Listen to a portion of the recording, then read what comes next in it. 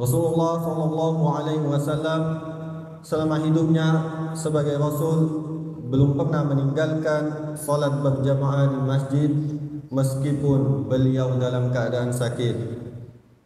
Rasulullah Shallallahu Alaihi Wasallam pernah memperingatkan dengan keras keharusan solat berjamaah di masjid, sebagaimana diuraikan dalam sebuah hadis yang diriwayatkan oleh Imam Bukhari dan Muslim, yang artinya, demi jiwaku yang berada dalam kekuasaannya, sungguh aku bertekad menyuruh mengumpulkan kayu bakar, kemudian aku suruh seseorang azan untuk solat dan seseorang untuk mengimami manusia.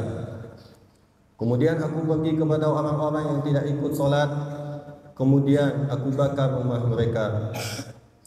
Pada suatu saat Rasulullah SAW didatangi oleh salah satu seorang sahabat yang dicintainya, yaitu Abdullah bin Ummi Maktum.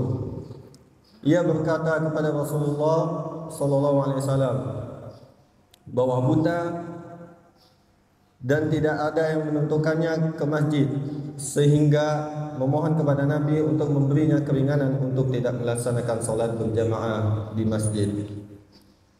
Selanjutnya Rasulullah bertanya kepadanya, "Hal tasma'u nada ibis shalah?" Qala na'am. Qala fa'ajib. Begitu suruhan Rasulullah kepada umatnya agar senantiasa menunaikan solat berjamaah di masjid sekalipun kepada sahabatnya yang tidak bisa melihat alias buta. Bagaimana dengan kita umatnya yang diberikan kenikmatan yang sempurna? Dalam hadis lain yang diriwayatkan oleh Imam Ahmad, Rasulullah SAW bersabda, "Li as-sala liman jaba al-masjida ila bil jam'ah wa fi riwayah ila fil masjid." Yang artinya, tidak sempurna salat seseorang yang bertetangga dengan masjid kecuali dengan berjamaah.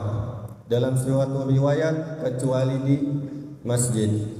Rasulullah SAW menekankan bahwa salat berjamaah dilaksanakan di masjid, karena di masjid didirikan bukan untuk bermegah-megahan, melainkan untuk diramaikan atau dimakmurkan.